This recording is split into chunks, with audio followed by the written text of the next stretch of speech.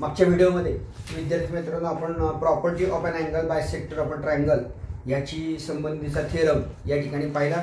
पान नंबर 10 वर आल्यानंतर on page number 10 on the top of the page converse of the angle bisector theorem. If in a triangle ABC point D on side BC such that AB divided by AC is equal to BD divided by DC, then ray AD bisect angle BAC. हा converse दिलेला आहे, परंतु माझ्या अनुभवानुसार आणि आतापर्यंतच्या एकंदर परिस्थितीनुसार हा कॉन्व्हर्स कधीही परीक्षेला विचारला नाहीये.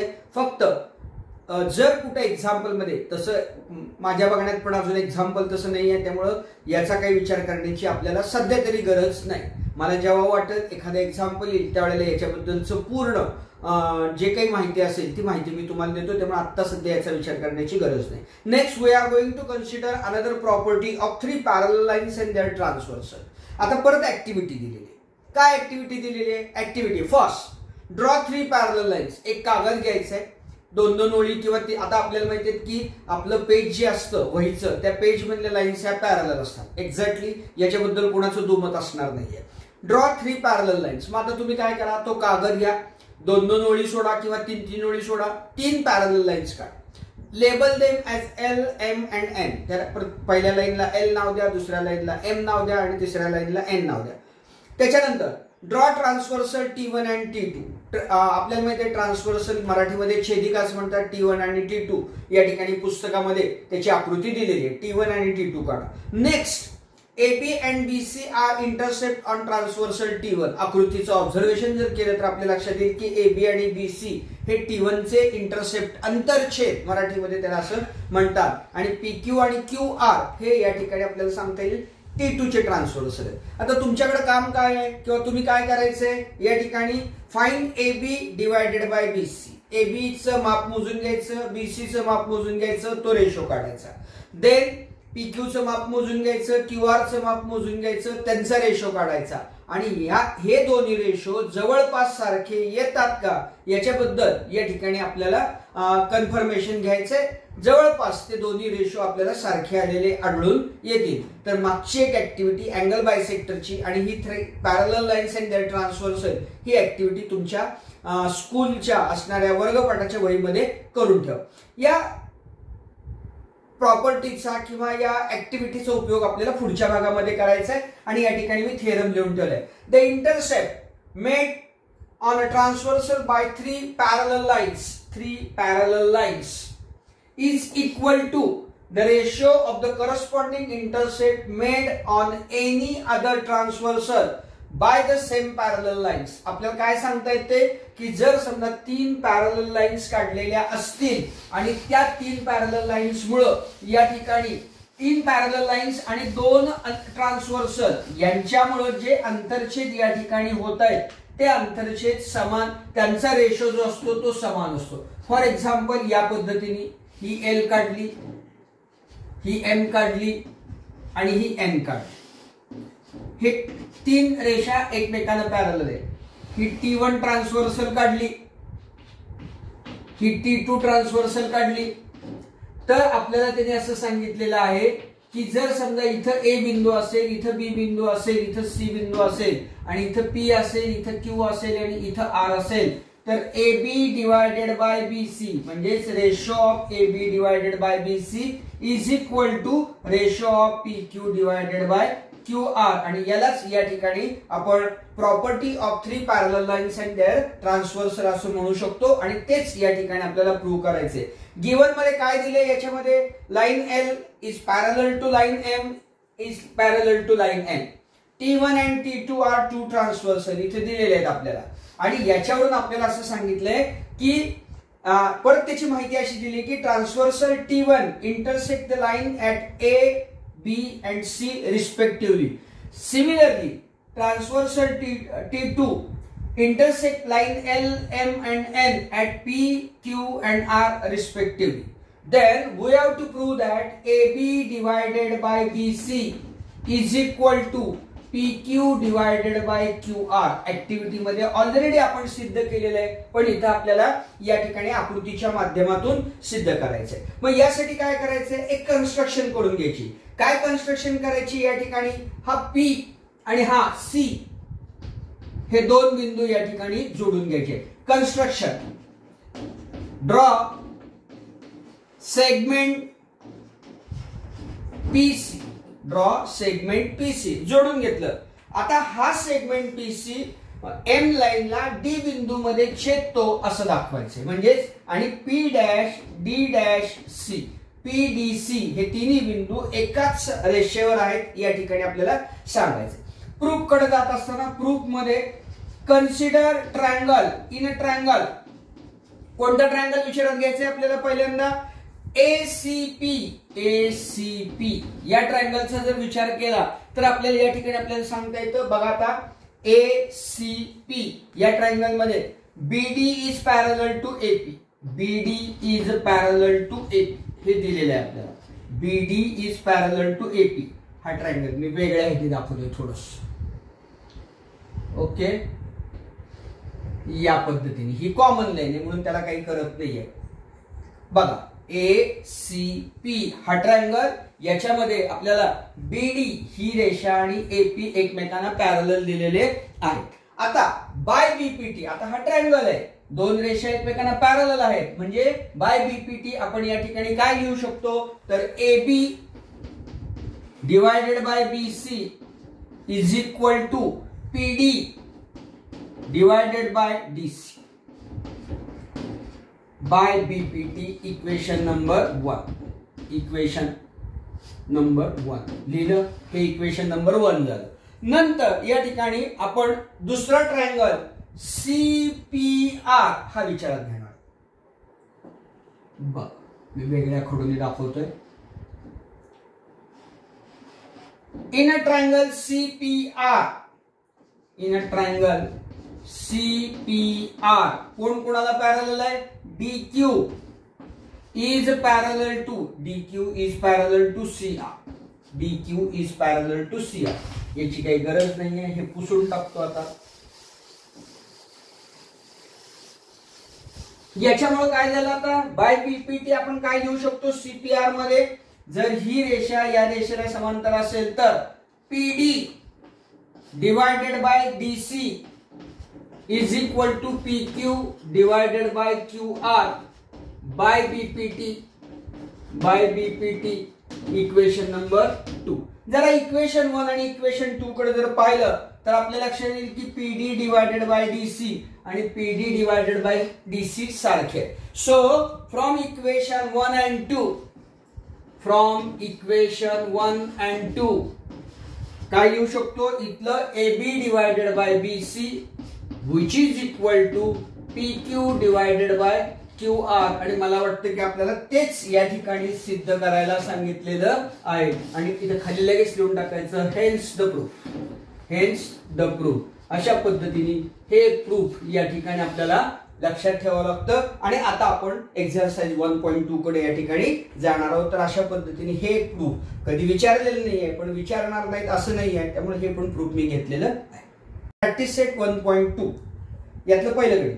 Given below are some triangles and length of the line segment is given.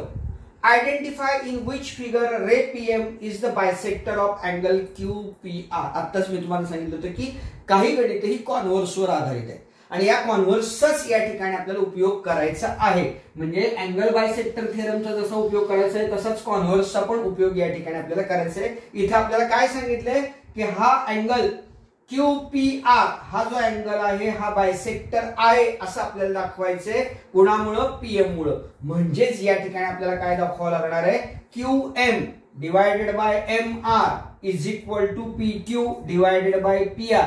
ह्या रेशोची किंमत म्हणजे कोणत्या, QM डिवायडेड बाय MR ची किंमत जर QP डिवायडेड बाय PR बरोबर आली तर या ठिकाणी आपण म्हणणार आहोत की रे PM is the bisector of angle QPR. Otherwise आपण म्हणणार नाही. आता रीत कशी आहे, सोडवायचंय कसं त्याचा विचार करूया.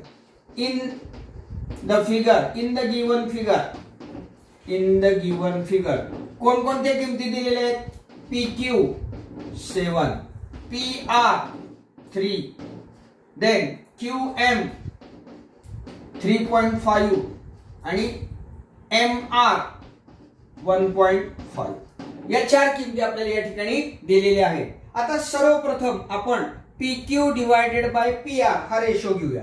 PQ divided by PR is equal to 7 divided by 3. याला लगेच इक्वेशन नंबर 1 म्हणून टाका. याला लगेच इक्वेशन नंबर 1 म्हणून टाका. नंतर QM divided by MR which is equal to 3.5 divided by 1.5 which is equal to, मी दशांश पूर्णांकाचं चिन्ह काढून टाकतोय, 35 भागिले 15. 5 त्रिक 15, 5 सत्ते 35, 7 भागिले 3. Equation number 2. इक्वेशन नंबर 2 या ठिकाणी आहे. So from equation 1 and 2, from equation 1 and 2 काय दिसतंय आपल्याला? PQ divided by PR is equal to QM divided by MR. म्हणजे मी सांगितलं होतं की रेशो सारखा येतो का, तर उत्तर काय आलेलं आहे. And therefore by converse of angle bisector theorem किंवा प्रॉपर्टी ऑफ अँगल बायसेक्टर असं जरी म्हटलं तरी चालेल. त्यामुळे converse of property of angle bisector असं म्हटलं तरी चालेल किंवा by converse of angle bisector theorem आपण या ठिकाणी म्हणू शकतो की ray PM is bisector of angle QPR and that is the final answer. QPR and that is the final answer. तर अशा पद्धतीने हे गणित या ठिकाणी आपण पूर्ण करूया. आता एक गणित मी घेतलं बायसेक्टर असणाऱ्याचं. आता दुसरं एक गणित घेतोय. एकूण 3 गणित आहेत. अजून एक गणित सोडवतोय आणि तिसरं गणित लगेचच तुम्ही याच्याबरोबर घरी सोडवून टाकायचं आहे. Same given below some triangles are given, length of line segment is given, identify in which figure ray PM is the bisector of QPR. From given figure PR is equal to 7, PQ is equal to 10. Also RM is equal to 6 and MQ is equal to 8. Next slide. आपल्याला हे सगळे दिलेले आहे.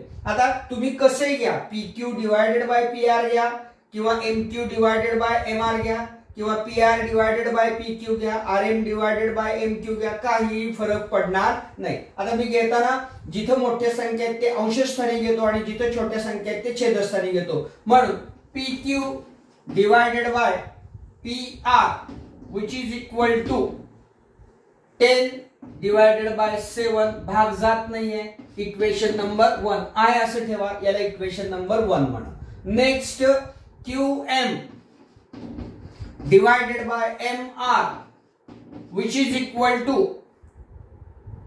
8 भागिले 6, 2 6 2 8, 4/3. Equation number 2. So from equation 1 and 2 इथं 10/7 किंमत आहे, इथं 4/3 किंमत आहे, म्हणजे किमती सारख्या नाही आहेत. म्हणून PQ divided by PR is not equal to QM divided by MR and so by converse of property of angle bisector ray PM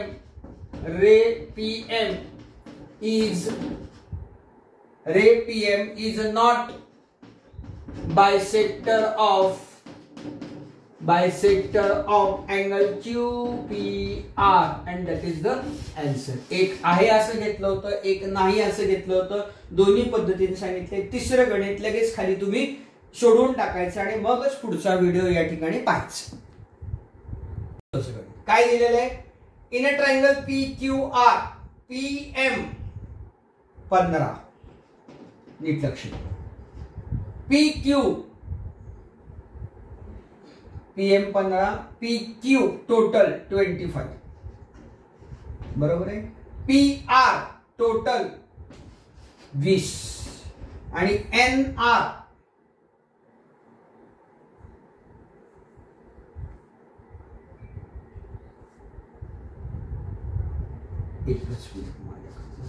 या ठिकाणी R आणि Q पाहिजे, बरोबर आहे. हा आता NR 8 दिलेले बघा. म्हणजे टोटल PR किती दिलेले आपल्याला 20 दिलेले, इथं पण बदलावं लागेल मला, 20 दिलेले आहे. आणि टोटल PQ किती दिलेले आहे 25 दिलेले आहे. ओके. आणि यातला NR 8 दिलेले आहे म्हणजे आपल्याला PN काढावं लागेल, PM दिलेलं आहे म्हणजे MQ काढावं लागेल. पहिल्यांदा या गोष्टी सगळ्या करून घेणं गरजेचं आहे. सो आन्सर कडे जाऊया. From figure PN plus NR is equal to PR. याला कारण P dash N dash R, P dash N dash R दिलेल्या किमती. PN आपल्याला माहित नाहीये त्यामुळे PN प्लस NR 8 दिलेलं आहे, बरोबर.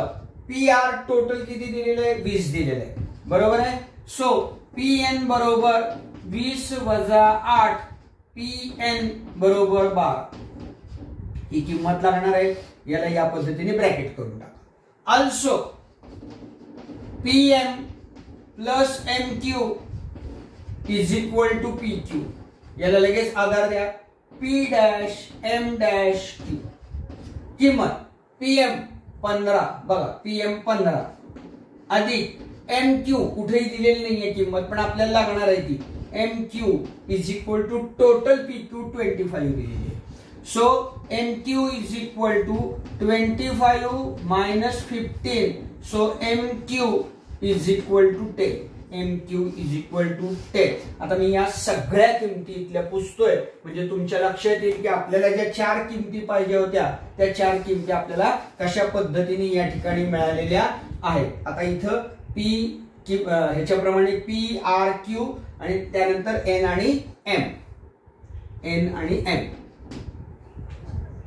M, बरोबर आहे. आता बघा PM या ठिकाणी 15 ती आपण मांडलेली आहे. MQ 10 ही आपण मिळवलेली आहे. त्यानंतर आपल्याला दिली कुठे NR 8 दिलेली आहे आणि PN आपण 12 मिळवलेली आहे. आता आपल्याला काय विचारलंय की ही लाईन NM साइड RQ ला पॅरलल आहे का. आता बाय कॉन्व्हर्स कधी होऊ शकतं. बाय कॉन्व्हर्स ऑफ BPT जर हा रेशो भागिले हा भाग यांचा रेशो बरोबर हा भाग भागिले हा भाग याच्या बरोबर आला तर आपण म्हणू शकतो की NM is parallel to RQ. आणि तेच या ठिकाणी आपल्याला प्रूव्ह करायचंय किंवा सिद्ध करायचंय. मग आता नेक्स्ट पार्ट काय असेल आपल्याला.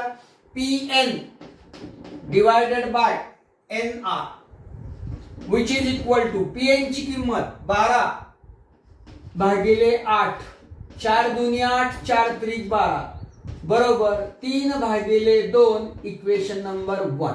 नंतर PM डिवायडेड बाय MQ किमती आपण मांडलेलेच आहेत. 15 भागिले 10, 5 दुनी 10, 5 त्रिक 15, 3 भागिले 2 समीकरण number 2.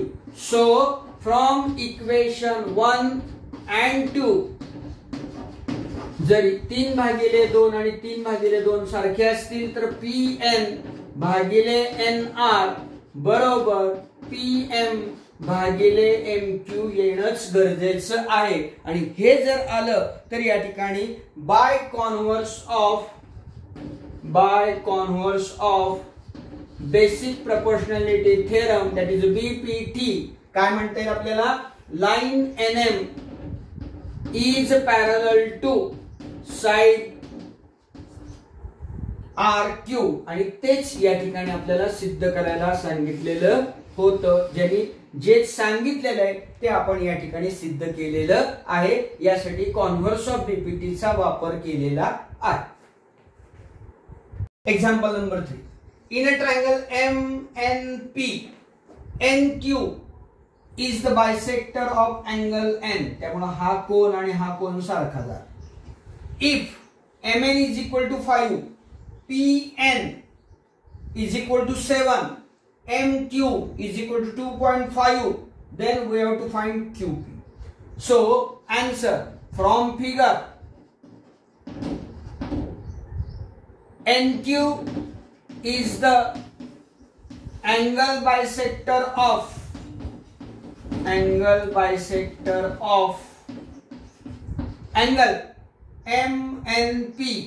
MNP. So by angle bisector property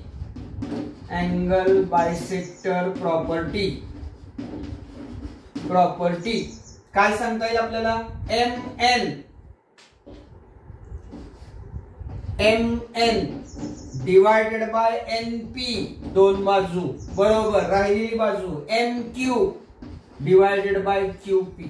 By putting the values, MN 5 divided by NP 7, which is equal to MQ 2.5 divided by QP आपल्याला विचारलेली आहे, आणि आपण या ठिकाणी जर x लिहिलं तर या ठिकाणी x किंवा QP ऍज इट इज ठेवलं तरी कुणी तुम्हाला विचारणार नाही. Next, by taking cross multiplication we have 7x is equal to, x एक बाजूला ठेवूया, 7 into 2.5 divided by 5. बघा लक्षात येत आहे का, या दोघांचा गुणाकार, या दोघांचा गुणाकार. एक स्टेप जर करायची म्हणलं तर 7 into 2.5 is equal to 5 into x. x एका बाजूला ठेवलं, बाकी सगळ्या संख्या एका बाजूला या ठिकाणी घेतल्या.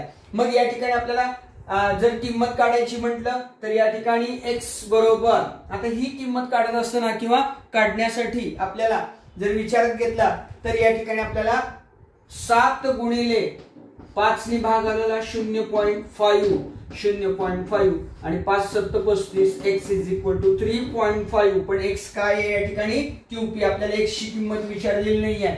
So QP is equal to 3.5. कोणत्याही प्रकारचं युनिट दिलेलं नाही आणि त्यामुळे या ठिकाणी आपण युनिट्स असं लिहिणार आहोत आणि या ठिकाणी याचं उत्तर आपण संपवणार आहोत. QP is equal to 3.5 units and that is the answer for this question. Example number 4. Measure of some angle in the figure are given. Prove that AP divided by PB is equal to AQ divided by QC. म्हणजे थोडक्यात परत BPT आपल्याला सिद्ध करायचं आहे. तुम्ही म्हणता sir इथं कुठलेही लेंथ दिलेली नाही आणि BPT how we can prove that AP divided by PB is equal to AQ divided by QC. आणि हाच ट्विस्ट या प्रश्नामध्ये या ठिकाणी आपल्याला मिळतो किंवा हाच ट्विस्ट याचा विचार आपल्याला करायचा आहे. सो फ्रॉम फिगर काय दिले हो, APQ आणि ABC यांची माप सारखी दिलेली. From figure angle APB is equal to 60 degree and angle ABC is also 60 degree. बरोबर आहे, हे समोर दिलेलं आहे. हा कोन 60 मापाचा आहे, हा कोन 60 मापाचा आहे. म्हणजेच काय झालं, अँगल APB बरोबर अँगल ABC दोघांची माप सारखी आहे. पण हे दोन कोन, हे हा कोन आणि हा कोन by converse of corresponding angle test आपल्याला काय सांगता येतात, हे करस्पॉन्डिंग अँगल टेस्टनी by converse of corresponding angle test हे जर दोन कोन एकरूप असतील तर PQ is parallel to BC. But angle APB is equal to angle ABC are corresponding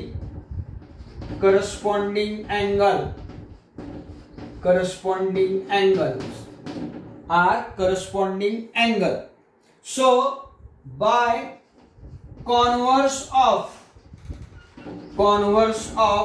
corresponding angle test आपण काय म्हणू शकतो, PQ is parallel to BC. आणि जर PQ is parallel to BC असेल तर by BPT, by basic proportionality theorem, AP divided by PB is equal to AQ divided by QC and that is we have to prove here. हेच या ठिकाणी आपल्याला AP divided by PB is equal to AQ divided by QC हे सिद्ध करायचं सांगितलं होतं आणि बाय BPT ने आपण हे सिद्ध केलेलं आहे. इन अ ट्रॅपेझियमची डेफिनेशन तुम्हाला माहित असेल. हा क्वाड्रिलॅटरलचा एक प्रकार आहे आणि याच्यामध्ये आपल्याला सांगता येतं की क्वाड्रिलॅटरल असणाऱ्या 4 बाजूंपैकी 2 बाजू एक बाजूंची जोडी म्हणजे 2 बाजू या पॅरलल असतात आणि दुसरी जी जोडी असते ती नॉन पॅरलल असते, त्याला ट्रॅपेझियम आपण असं म्हणतो. इथं काय दिलेलं आहे, in a trapezium ABCD side AB is parallel to PQ is parallel to DC. बघा ही बाजू आणि ही बाजू एकमेकांना पॅरलल आहे आणि दुसऱ्या ज्या नॉन पॅरलल्स आहे. आणि आपल्याला काय सांगितलं या ठिकाणी AP ची किंमत दिलेली आहे, PD ची किंमत दिलेली आहे, BQ ची किंमत विचारलेली आहे आणि QC ची किंमत दिलेली आहे. So from figure side AB is parallel to side PQ is parallel to side DC. हे दिलेलं आहे आपल्याला गिवन. याच्यावरून काय झालं, 2 ट्रान्सव्हर्सल आपण प्रॉपर्टी पाहिली बघा, 3 parallel lines and 2 transversal given. So AD is transversal and also BC is a transversal.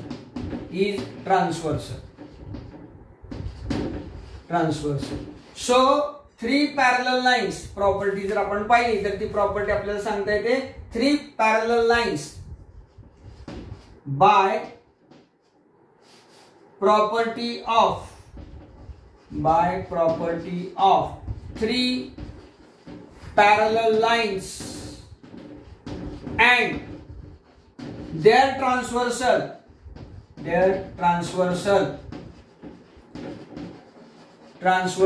काय लिहू शकतो आपण, AP divided by PD is equal to BQ divided by QC. किमती मांडून टाका, AP 15, PD 12, BQ we have to calculate divided by QC 14. BQ is equal to, by taking cross multiplication, by substituting values लिहून टाका इथं 15 गुणिले 14 भागिले 12 बरोबर आहे. बघा मी भाग घालवतोय, 3 चौक 12, 3 5 15, बे 2 4, बे 7 14, 7 5 35 भागिले 2, बे के बे 1 राहिला, बे 7 14 आणि बे 5 10. So BQ is equal to 17.5 units and that is the answer. तर या पद्धतीने या ठिकाणी आपल्याला हे उत्तर मिळेल. परीक्षेच्या दृष्टीने 2 मार्काला हा प्रश्न विचारला जाऊ शकतो, त्यामुळे या प्रश्नाकडे दुर्लक्ष करू नका. ट्रॅपेझियम म्हणले की आपल्या लक्षात वेगळं येतं आणि त्याच्यासाठी हा प्रश्न या ठिकाणी महत्वाचा आहे. सोपं गणित, find QP using the information. काय दिलेली इन्फॉर्मेशन या ठिकाणी आपल्याला त्याचा विचार करायचा आहे. MN 2.5 दिलेला आहे, MQ 14 दिलेला आहे, NP 40 दिलेलं आहे आणि QP ची किंमत या ठिकाणी विचारलेली आहे. आता इथं ट्रायंगल MNP दिलेला आहे की जिथं NQ हा त्याचा बायसेक्टर आहे, म्हणजे by property of angle bisector theorem हा जी प्रॉपर्टी आपण वापरली होती ती वापरायची आणि उत्तर मिळवायचं आहे. So from the figure in a triangle MNP NQ is the angle bisector.